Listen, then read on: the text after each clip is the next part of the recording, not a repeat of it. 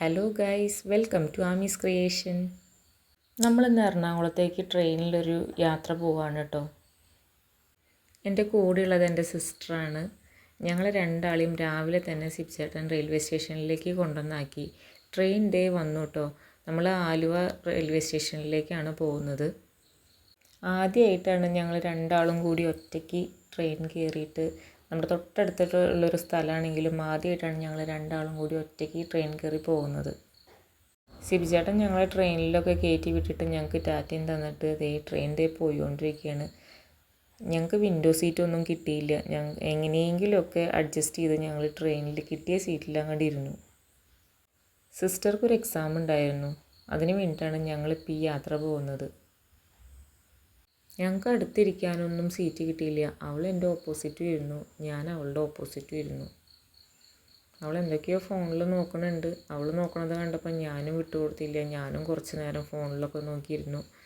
പിന്നെ ഞങ്ങൾ പുറത്തേക്ക് ഇങ്ങനെ നോക്കി ഇരുന്നപ്പോൾ നല്ല ഭംഗിയുള്ള ചെടികളും വീടും പാടവും പുഴയൊക്കെയാണ് കണ്ടത്. അങ്ങനെ ഞങ്ങൾ ആലുവ റെയിൽവേ സ്റ്റേഷനിലെത്തി. SSCയുടെ എക്സാം എഴുതാനാണ് സിസ്റ്റർ ഓടിപ്പാഞ്ഞ് പോണത് കേട്ടോ.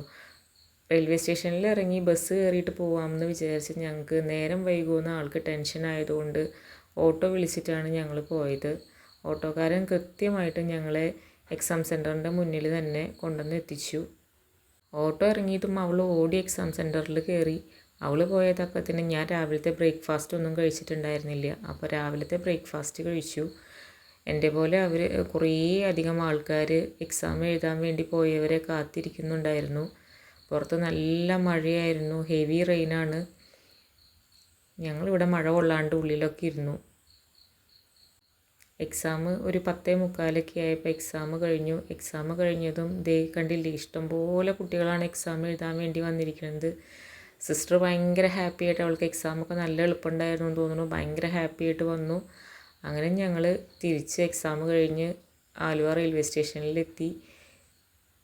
ഞങ്ങളുടെ ട്രെയിൻ 3rd പ്ലാറ്റ്ഫോമിലാണ് നിൽക്കുന്നുണ്ടായിരുന്നത്. അപ്പോൾ ഞങ്ങൾ ഫ്ലൈ ഓവറൊക്കെ കയറി ഇറങ്ങി 3ാമത്തെ പ്ലാറ്റ്ഫോമിൽ എത്തി.